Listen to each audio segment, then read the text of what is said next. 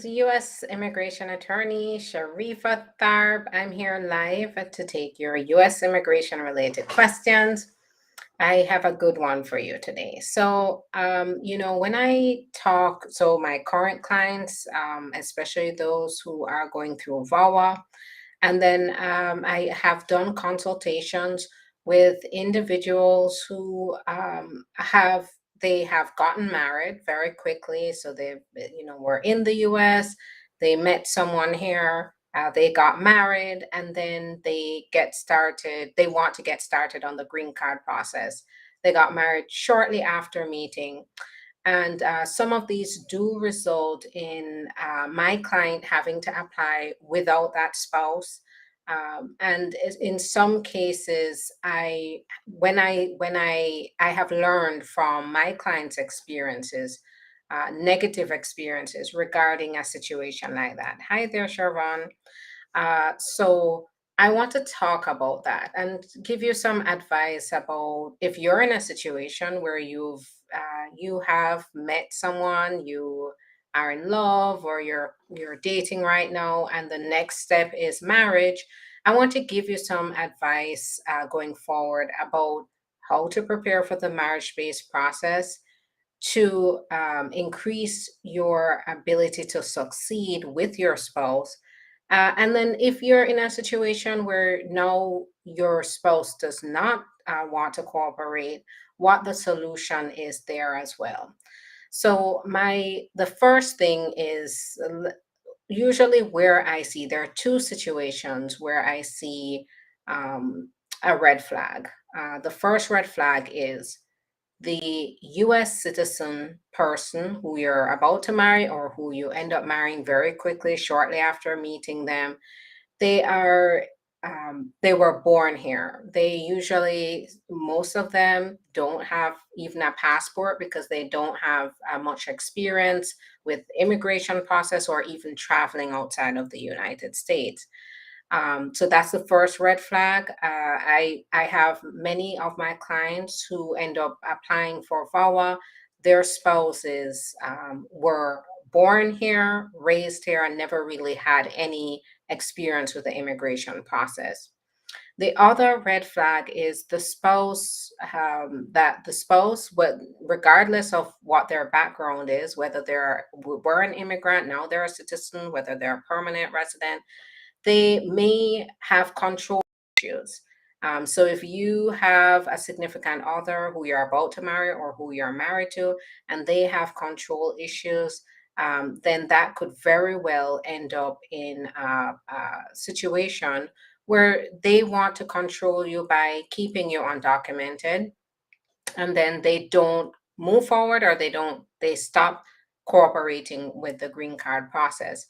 So those are the two red flags that I see. First of all, they're the common characteristic with my clients who end up in an unsuccessful marriage-based process, and they have to then turn around and do VAWA. Another is that the spouse has you know criminal issues or substance abuse issues, that then leak over into the marriage. So that's three, right? So the first thing here is really get to know this person. Don't Marriage is a serious thing, and you want to make sure that, and getting married alone is not going to get you the green card. They want to see that you and your spouse are a team, that you're working together, that you're planning your lives going forward. And so if you can't achieve that with your spouse, or you spot these three red flags that I just told you about, then you know that there is a chance that this person is not going to be dependable during the green card process. So keep that one in mind. So my first piece of advice here is, if you are thinking about getting married to a citizen or a permanent resident, get to know that person, find out these things. Do they have a criminal background? Do they, start looking at their behaviors more? Are they very controlling? Are they very jealous? Are they, isolating you? Do they bring up the fact that you're an immigrant and you don't have rights here, which that's not true, but they will tell you that. That's the red flag. Another is this could be a good person, but I'm just saying that based on my experience looking at the raw data in front of me, is that the person doesn't have usually the spouse that mistreating them or not cooperating in the process, they end up not really having a lot of experience with the immigration process, and so they go ahead, and when they think all they have to do is get married, and they start to have this fantastical view of the whole thing. Usually this is a citizen spouse where they'll be like, oh, you have to go back to your country. Why don't we just get married and you stay here and we just live our lives together? Sounds great. But they think, because they don't have much experience with the immigration process, they think that just by getting married, you're going to get your papers. They don't have to do anything. They don't have to spend money. They don't have to, go to an interview. They don't have to disclose their documents to the government. They just usually have a very naive perspective of what it takes. They think just by getting married, you're gonna, and they skip the green card altogether. A lot of them will think you'll just become a citizen. So if you have a significant other, you've met someone, you're dating, and now you're starting to talk about committing in that way, a big part of it is for you to get your papers to make a life possible with that spouse, and that's going to take commitment and dedication. So educate your significant other, especially if you see that they don't have a lot of experience with the immigration process. Sit down, talk to them, show them the paperwork that you have to do, show them what exactly is going to be have to be submitted, that they have to submit their taxes, or they have to get someone else who will do that for you. They have to go ahead and disclose their criminal background, possibly. They have to fill out paperwork with a lot of their details and a lot of their history. Let them know how long the process is going to take, and that they have to attend an interview. And then from them if they're still, or read them after telling them all of this, to make sure that they are still in 100% in moving forward with getting married, and at the same time making sure that you're okay as well as a spouse, because that's a big part of it. But a lot of them think you guys will just be married and then it will be okay from there. And then, if your spouse is the jealous type, so this could be US citizen, permanent resident, if you are noticing that they are trying to control where you go, what you do, who you talk to, red flag. It usually means that when they start the green card process, they're going to want to use that as another tactic to manipulate you and control you. So they're going to use, they may very well file those papers with you, but when they file it, they're their own, and any little thing comes up, any little argument come up, anything you want to do that they don't want you to do, they may start to bring this up. Well, you see those the papers we have pending, I won't do that with you anymore. And then you start to find yourself having to submit to that spouse, because since you're already here, and you probably overstayed your visa already, you're thinking you need to stick it out with this person to get to where you need to be okay. So keep that in mind. Those are the three red flags that I see that you should take pause. Make sure that you understand what you're going into and the possible consequences of that. So don't just jump into the marriage thinking it's going to fix everything, because it could make things worse. But in the case where it does, you are already in that marriage. But one thing I want you to know is that you can there are solutions here. So there are other advisors, attorneys, people who want to pretend they're attorneys, who say just stick it out with this person, do whatever they say and get the green card. And I'm here to tell you that's dangerous because it's affecting your well-being. You're subjecting yourself to mistreatment and abuse. And you should no human being should have to do that. The solution here is to take control of your own process by applying for your papers without that spouse, who has turned the tables and they're now mistreating you. They've abandoned you. So usually, for example, with the American, the U.S. citizen who was born here, who has no experience with the process, when they start to find out what it really entails, that it requires money, it requires time, it requires dedication and commitment. That was not their intention from the start. So they may start to mistreat you. They may start to ghost you. They may straight up abandon you, some even before you file the papers or sometime during the process. They may get hostile. They may get very hostile because this is not what they expected. So now they start to try to mistreat you. And some of them will also try to take advantage of you, still exploit you while trying to get around filing those papers and spending the money and dedicating the time. They will still try to get as much out of you as they can. And that still amount, that kind of behavior towards you and mistreatment can qualify you for VAWA.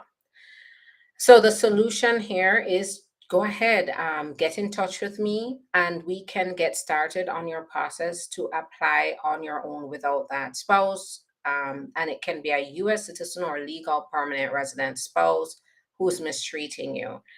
You will, even though you've overstayed, you may have overstayed, maybe you haven't, but no matter where you are with your immigration process, you can still move forward. And keep in mind that this also helps those who came across the border without permission and you're currently here, but you're being subjected to this mistreatment.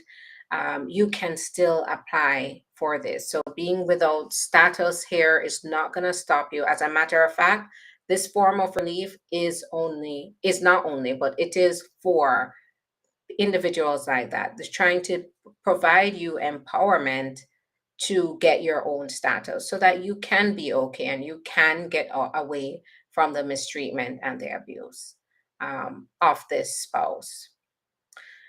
All right, that's going to be what I have to say. Now I'm going to turn the tables over to you to be able to ask your questions in the comments. And I already see a few coming in. So thank you for that. I'm going to scroll through and answer questions.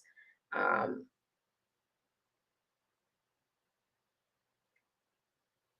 all right.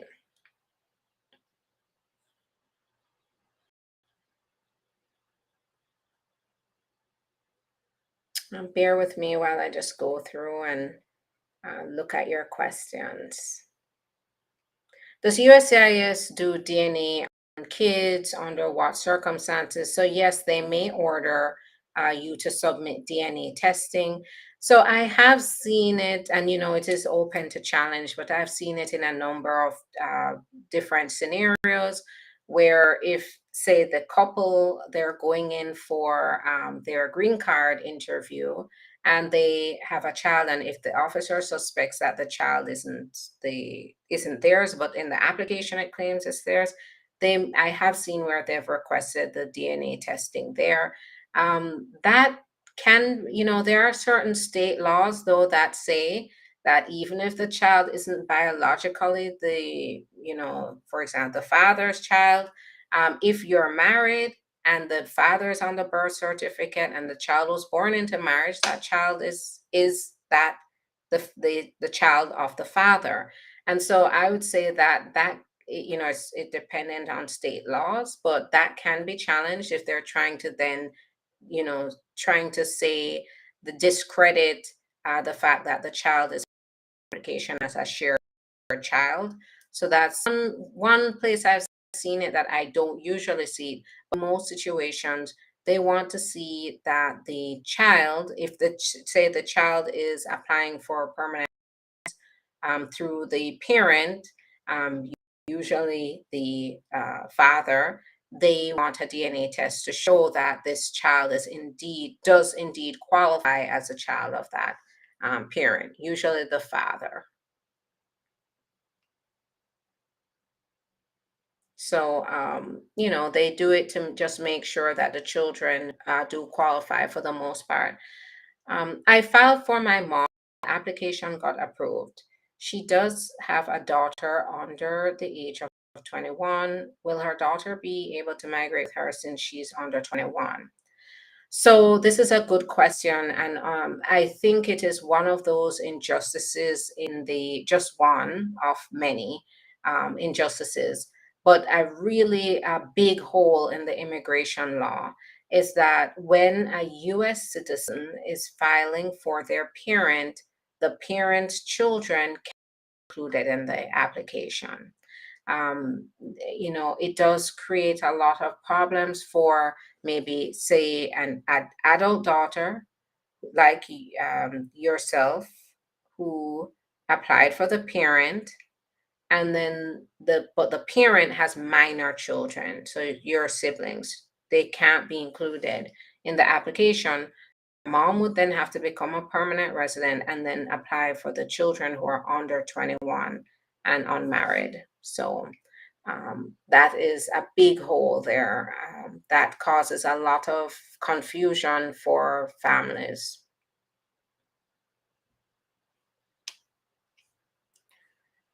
Hi there, good day. I'm living in Florida. My daughter has filed for but still pending. Am I in danger too with a bill? I also have my 15-year-old son with me. He overstayed. How can he be helped? Appreciate. Okay, so when you are in going through the process, so reading the bill is really targeting immigrants who so where immigrants are really penalized criminally is where they use fake papers to work, and they are not authorized to work, or they use someone else's identification to work when they're not authorized to work.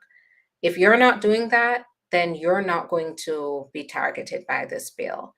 This bill is really targeting, and this is where I think there's widespread fear about the consequences. I think the fear is causing individuals to think that the consequences are much broader than they are. Hopefully, we don't see something broader than this. But in your case, where you have not worked, you're not using fake papers or someone else's papers to get work, then you are not covered under the bill. The other is if someone is caught transporting another individual into Florida who entered the country unlawfully. Entering the country unlawfully is different from overstaying a visa. So even then, if you ended up overstaying a visa, you still would not be covered under this. If, say, you were being transported into Florida because you didn't enter without a visa, you entered with a visa. You didn't cross the border without permission. So you did not cross the border without permission. So that means that that provision in the bill does not cover you as well. So, we have to, yes, it is scary because there are undocumented immigrants here who contribute greatly to the industries here in Florida, and they do work. And this bill will take a lot of that away from the undocumented immigrant, but also from employers who do employ undocumented immigrants. It's going to, severely restrict their ability to carry business forward as usual. But if you're here, you're undocumented, you're not working with fake papers, you're not working under somebody else's papers, then you're not going to be covered here. Now, with your 50, if your parent is your child is sponsoring you, your daughter is sponsoring you, and then you have your 15-year-old can't be included in the application. You'd have to get permanent residence, and then your 15-year-old, you'd have to sponsor your 15-year-old. But keep in mind that your 15-year-old is not likely not going to qualify for adjustment of status to stay here. Other uh, Aldo, this is where it's important to get that consultation because it's a little more complex, comes on to helping your son get through the process. But right now, there is nothing to fear regarding your situation. Plus, you have your papers pending, so you'll be okay. Uh, all right.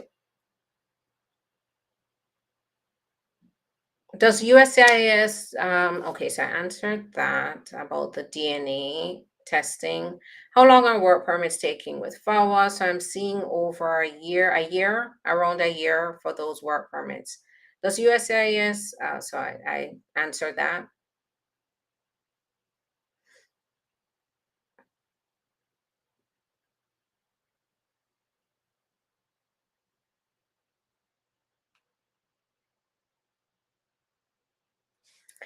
All right, I got my prima facie letter. I went to public assistance office and DMV here in Montana trying to get some benefits, but they will not recognize the letter. They do not know the letter. What should I do?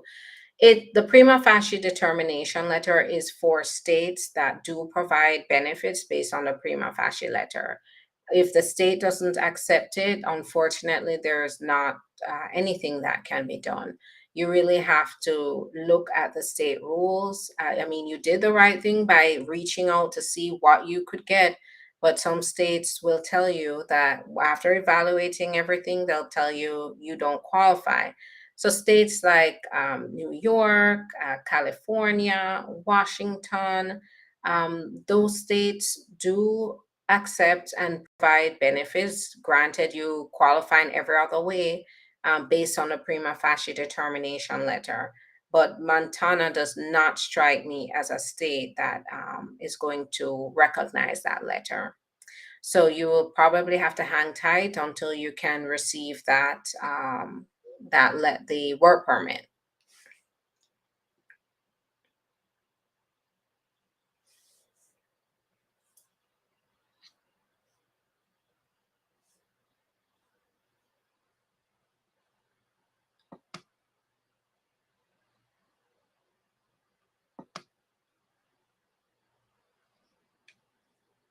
All right. Keep putting those questions in the comments. I am paying attention here on Instagram. I'm on Facebook.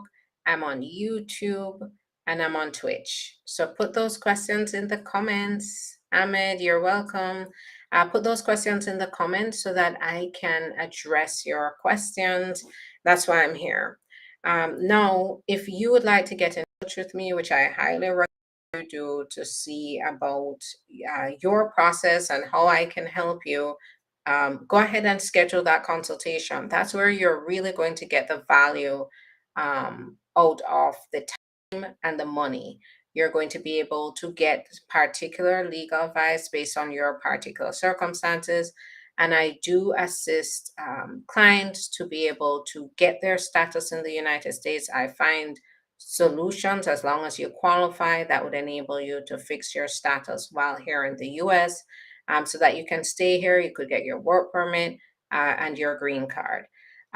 So go ahead. It's very fact based, right? It's not a one size fits all. I really do have to understand what you've been through, who are your family members, where have you worked, I have to, are you married, are you divorced, how long have you been divorced? I have to ask those questions to figure out whether you fall within a criteria that qualifies for relief here, where you can get a work permit and which leads to the green card. My VAWA case has been resubmitted since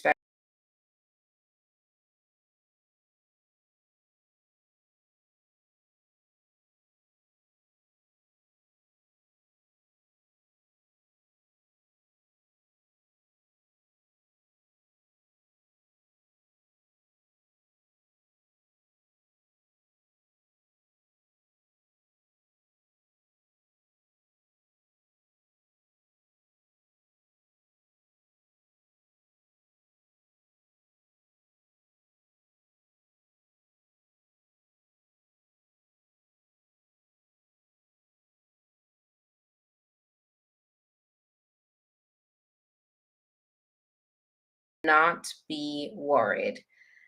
It is taking painfully long for receipt notices to come in. I am seeing 2 to 3 months just for receipt notices, especially where you may have asked for a fee waiver. And but even when you're paying fees, those is still taking a while to come through. So there are ways to get in touch with the VAWA unit to see if they received it, and if it takes too long, you could always check there to see if it was received. But at this point, yes, February 13th, that's what, 2, 3 months ago. However, I am seeing that they're backed up right now and issuing receipt notices. So give it some time. And then if you already have an attorney, you can always ask the attorney to contact the unit to make sure everything is they've received it. Do they do DNA in marriage-based green card process for kids? I've seen that. So I have seen that request before, especially where they are suspicious that you are